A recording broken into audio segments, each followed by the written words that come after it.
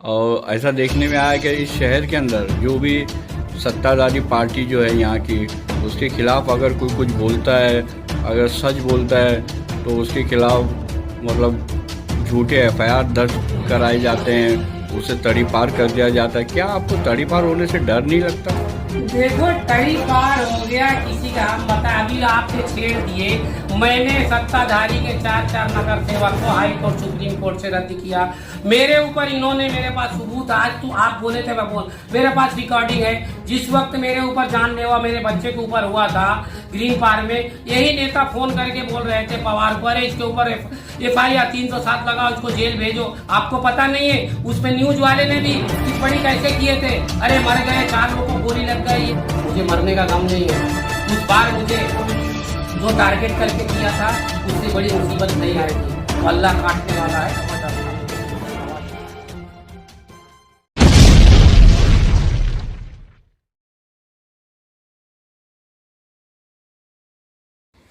जावेद भाई, कौसा 4 नगर के अंदर जो अमीनाबाद परिसर है, उस अमीनाबाद परिसर से जो रोड है जो MM मिल कब्रिस्तान को जाता है, उसकी हालत काफ़ी खस्ता है और उस रोड का काम भी चालू था, लेकिन आज साल भर से ज़्यादा का समय हो गया, अब तक का वो रोड तैयार नहीं हुआ है।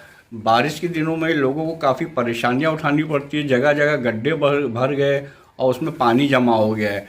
तो काम क्यों नहीं अब तक पूरा हुआ, क्या वजह है, क्या कहना चाहोगे इस पूरे मामले को लेके आप? देखो, इसके पहले मैं जो है पत्र द्वारा TMC को अमीनाबाद की जो हालात थी, लोग बारिश में सब आते जाते, कई सालों से यहाँ पे परेशानी थी, मैंने पत्र TMC को दिया कि रोड बनना चाहिए। जब रोड के लिए मुमरा प्रभाग समिति से ने ये DP road Kausa from Kausa कब्रस्तान STP in TMC limit 30 metre जो है 5,85,58,039 रुपया, जो 1 साल में काम करने की बात हुई और कार्डर मेरे पास है और कार्डर निकल चुका है, पैसा निकल चुका है, लेकिन अधूरा काम पड़ा है। वो इसलिए काम पड़ा है, मैं आपको बता दूं कि इलेक्शन जैसे आएगा तो आका का आदेश होगा, TMC काम कर देगी, इसलिए वो जनता को भुगतना पड़ रहा। इसलिए मेरी भी जीत है, इलेक्शन से पहले जनता को वो सुविधाएं मिलना चाहिए। मतलब आपका कहने का मतलब ये है कि मतलब उसका टाइम भी पूरा हो गया है, लेकिन और ठेकेदार ने पूरा पैसा भी ले लिया है और काम मतलब अभी भी अधूरा पड़ा हुआ है, यही कहना चाहते हैं आप? ये मैं आपके बता रहा हूँ, मेरे पास वर्क आर्डर है। इस वर्क आर्डर में जो है 20/9/2019 को उनको वर्क आर्डर दिया है। वर्क आर्डर से 12 महीने के अंदर करना चाहिए। अब कितना महीना हो गया, 19 से 20, 1 साल, 19, 9 और ये करीब 7, 8, 9 महीना और हो तो गया। ऐसे ठेकेदारों के ऊपर कानूनी कार्रवाई क्यों नहीं की जाती? अरे सैया भाई, कोतवाल अब डर का है को, जब वो ऐसे लोगों के ही TMC देगी जो पैसा बिल बांट के खाते हैं, इसलिए काम पड़ा रहता है। कोई उस बारे में उजगार नहीं करता। वो मेरे जैसे आदमी अपना जान का जोखिम डाल के आवाज उठाया तो ये काम चालू हुआ। ये किसी नेता की वो नहीं है। किसी नेता अगर चाहता तो अब तक वो नेता बारिश से पहले ये अमीनाबाद का रोड बन सकता। आज उनके चट्टे बट्टे लोग कितने बार फोटो वीडियो मशीन ला के ये खाली लोगों को लालीपाप दे रहे, लेकिन सच्चाई नहीं है कि लोगों की हमदर्द है। ये हमदर्द नहीं है, ये सिर्फ ऐसा पैसा लेने के हमदर्द है। तो आपने उस रोड के लिए अभी काफी भागदौड़ कर रहे हैं, आपने TMC के अधिकारियों से भी बात की है, तो उन्होंने क्या आश्वासन दिया अभी आपको? भाई, आज मैंने जब TMC में जो बांधकाम विभाग का इंजीनियर जो गोस्वामी जी हैं, आज तो भाई काफी सालों से वो यहाँ पे हैं, तो उनको मैं मिला, भाई ऐसा है तो वर्क ऑर्डर खत्म हो चुका है, वो काम क्यों नहीं हुआ? वो बोल रहे हैं कि ये हमारे अंडर में नहीं है, ये अंडर थाना के अंडर में। तो थाना में गया, तब वहां से इनको फोन आया, तो इन्होंने फिर मुझे आश्वासन दिया है कि इंशाल्लाह 2-4 दिन में भाई काम होने वाला है। तो मेरे को ऐसा लगता है जब तक इनका आका नहीं बोला ये काम नहीं करेंगे। आप आका कौन है आप समझ सकते हैं। मुमरा में हमारे को बोलते हैं कि शौचालय बनाने के लिए हमने मांगनी किया था, तो शौचालय कई जगह सर्वे हो गया, फिर हमको लेटर दिया। कोविड-19 के वजह से कॉन्ट्रेक्टर के पास आदमी नहीं, इसलिए नहीं हुआ। तो हमने आज फिर उस बारे में भी मुद्दा उठाए कि भाई आप जब शहर में मास्क न लगाने में आप TMC उनसे पैसा ले सकती है, गर्दी होती लाठी चार्ज कर सकते हैं, तो ऐसी कौन सी एक जरूरी चीज आ गई कि मुमरा शहर में इतना बड़ा इम्पोर्टेंट जब तुमको करना था, जब नहीं किया। ये कोविड-19 के टाइम में जो अपना अलमाज के पीछे जो एक गार्डन बनाया गया है और रिजर्वेशन जगह के ऊपर, उसका भी काबिल, लेकिन उसमें मैं नहीं बोलना चाहता, लेकिन मैं वो टीएमसी का ऑफिसर को बोलना चाहता हूँ। वो क्यों किया? ये शौचालय तुमने क्यों नहीं बनाया? तो जावेद भाई, अभी बात आप अलमाज के पास जो गार्डन है जिसका उद्घाटन किया था माननीय मंत्री जितेंद्र अवाड़ साहब ने, तो मैं आपसे पूछना चाहता हूं कि इस वक्त शहर को गार्डन की ज्यादा जरूरत है या अस्पताल की? देखो, अस्पताल का भी इंशाअल्लाह बहुत जल्द अस्पताल शुरू होगा। अब आपको मैं पूरा एक ये रोड के बारे में 30 मीटर में 6 करोड़ लगभग पैसा है, वो भी नहीं बना। तो आप समझ जाइए कि सबका पैसे का खेल है। अगर जो आवाज उठाएगा तो उसके ऊपर टीआरपी लगेगी, उसके ऊपर तड़ीपार लगेगी और उसको तड़ीपार भी खत्म कर सकते हैं। तो मैं वो सब बात पे नहीं जाना चाहता हूँ कि हॉस्पिटल की जरूरत है कि अरे उनको तो यहाँ पे ये भी बोले थे कि हॉस्पिटल हम 4 माला बनाएंगे, कब्रस्तान एकदम अच्छी जो गुजरात से मिट्टी है कब्र के लिए वो हम लाएंगे, और यहाँ पे स्लाटर हाउस भी हमने बनाने वाले। स्लाटर हाउस किधर गया? आज स्लाटर हाउस यहाँ होता तो आज ये जो हालात मुमरा की है, कुर्बानी, वो नेता बोलता है कुर्बानी क्यों नहीं। अरे खाली मुस्लिम समाज को तुम लोगों ने खाली बेवकूफ बनाया है। तुम्हारी सरकार 70 साल दिल्ली में रही, मिले जुले थे। तुम उस वक्त अगर चाहते तो एक कानून पास करते कि मुस्लिम समाज को 5% जो है आरक्षण देना चाहिए, तो हमारे बच्चे आज 5% तो नौकरी मिलती। लेकिन हमारे मंत्री जो हमारे मुस्लिम समाज के बैठे सही इतना करते, जब आ जाता है कुर्बानी तो आवाज उठाते, बकरा लाने नहीं देते, ऐसा हो गया। अगर ये भी अगर मुसलमानों के लिए कानून पास करते तो आज ये लड़ाई नहीं होती। और आरक्षण के लिए अगर तुम कानून पास करते तो आज आरक्षण मिलता।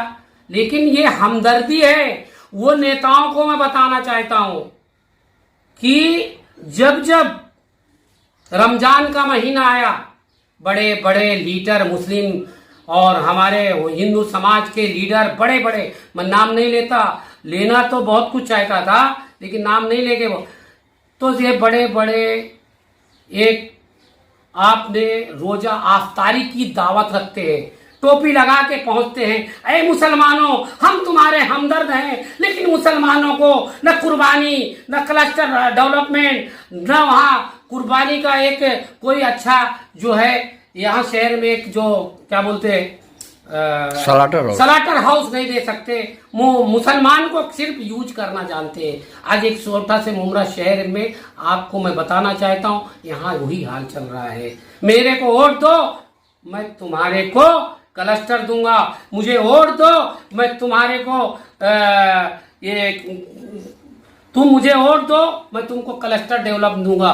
तुम मुझे वोट दो, मैं तुम्हें रोड जो है टूटी फूटी दूंगा। तुम मुझे वोट दो, मैं तुमको जो है लालीपाप दूंगा। खाली लालीपाप के सिवा इन्होंने कुछ नहीं दिया।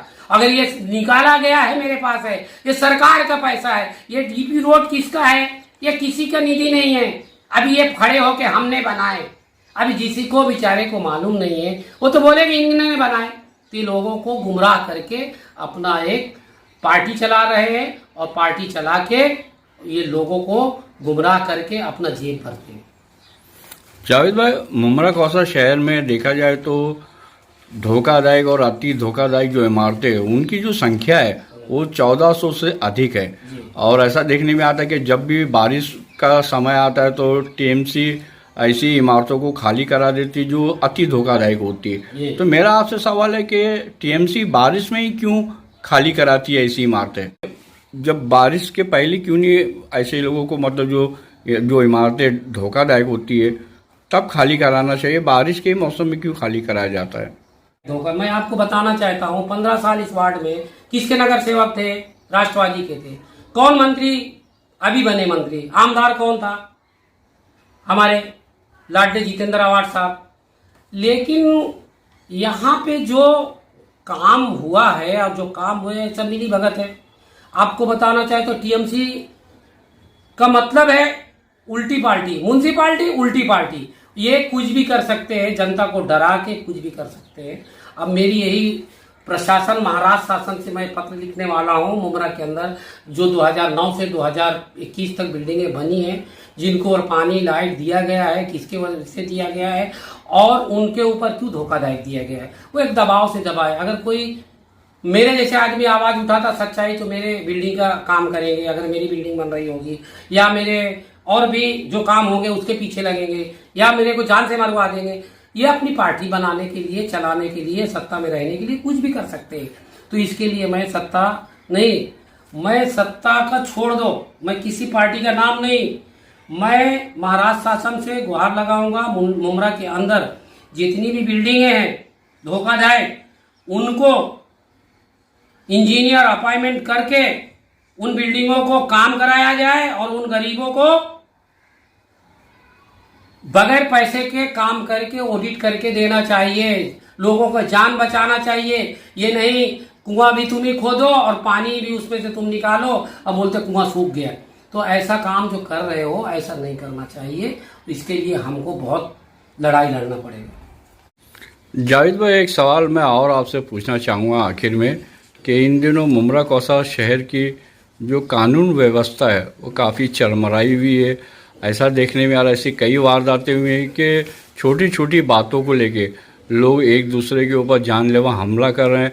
ऐसा लगता है कि उन्हें पुलिस प्रशासन का खौफ उनके दिलों से निकल चुका है। जो असामाजिक तत्व हैं वो दिन दहाड़े छुरी, चाकू, ब्लेड से एक दूसरे के ऊपर छोटी छोटी बातों को लेके हमला करते हैं। तो और कहीं ना कहीं इसकी वजह जो है शहर में जो ड्रग्स का जो कारोबार फैला हुआ है, तो ये भी एक अहम वजह है जो कानून व्यवस्था बिगड़ी हुई है शहर की।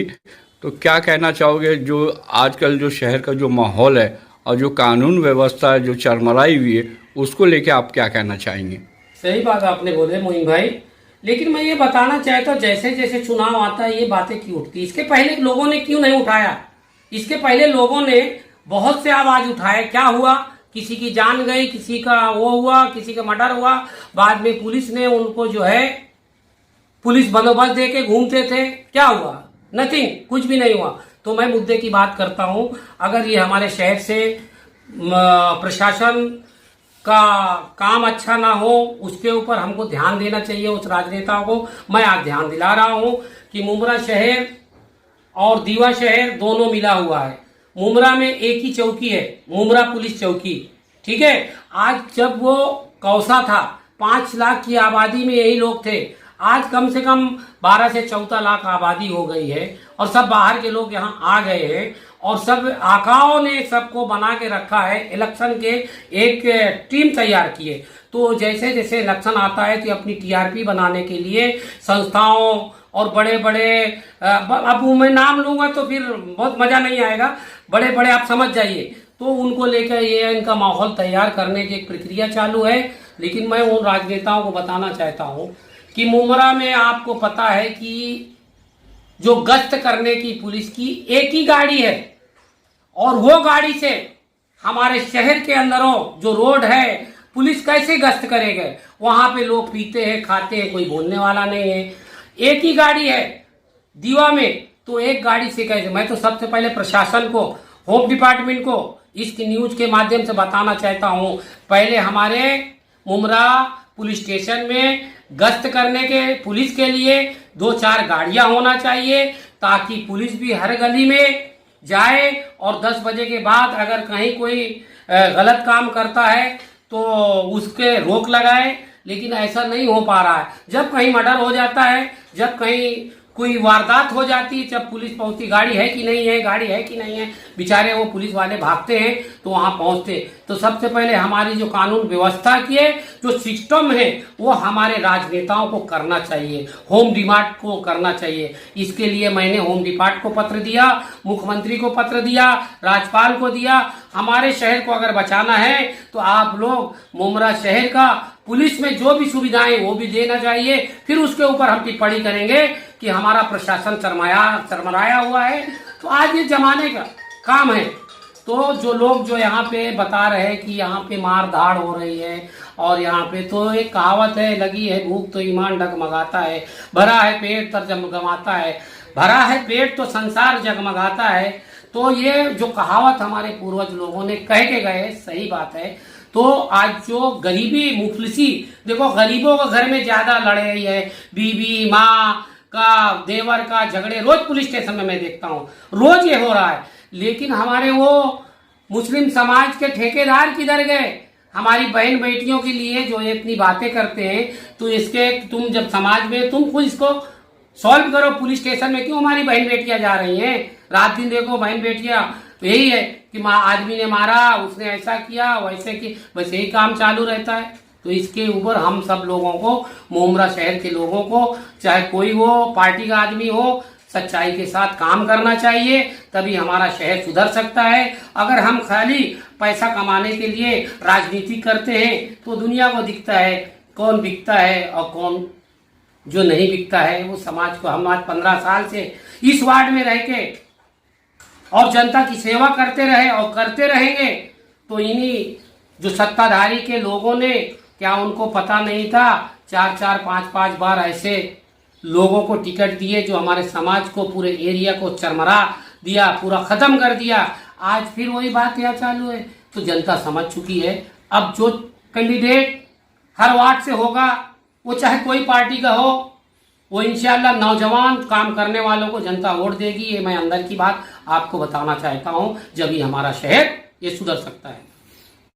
जावेद भाई, आप शहर को सुधरने की बात कह रहे हैं और ऐसा देखने में आया कि इस शहर के अंदर जो भी सत्ताधारी पार्टी जो है यहाँ की, उसके खिलाफ अगर कोई कुछ बोलता है, अगर सच बोलता है, तो उसके खिलाफ मतलब झूठे FIR दर्ज कराए जाते हैं, उसे तड़ी पार कर दिया जाता है। क्या आपको तड़ी पार होने से डर नहीं लगता? देखो, तड़ी पार हो गया किसी का, हम बता, अभी आपने छेड़ दिए। मैंने सत्ताधारी के 4-4 नगर सेवक को हाई कोर्ट, सुप्रीम कोर्ट से रद्द किया। मेरे ऊपर इन्होंने, मेरे पास सबूत, आज तू आप बोले थे मैं बोल, मेरे पास रिकॉर्डिंग है। जिस वक्त मेरे ऊपर जानलेवा मेरे बच्चे के ऊपर हुआ था ग्रीन पार्क में, यही नेता फोन करके बोल रहे थे पवार को, अरे इसके ऊपर FIR 307 लगाओ, इसको जेल भेजो। आपको पता नहीं है उसमें न्यूज वाले ने भी टिप्पणी कैसे किए थे? अरे मर गए, 4 लोगों को गोली लग गई, ये क्या क्या इलेक्शन के टाइम उन्होंने बोला, वो तो गुंडा आदमी है। अब मैं इस वक्त बताता हूं कि ये लोगों ने मेरे साथ इतना बड़ा अपनी सीट बचाने के लिए, और TMC में जो वो रजिया इकबाल थी, वहां की स्टैंडिंग कमेटी की वो मेंबर बन चुकी थी, वो अपनी स्टैंडिंग कमेटी की मेंबर के लिए, मेंबर बैठाने के लिए, अध्यक्ष करने के लिए मेरे ऊपर जानलेवा इन्होंने हमला किया था। लेकिन अल्लाह के करम और फजल से मैं आज अपनी जगह में हूँ।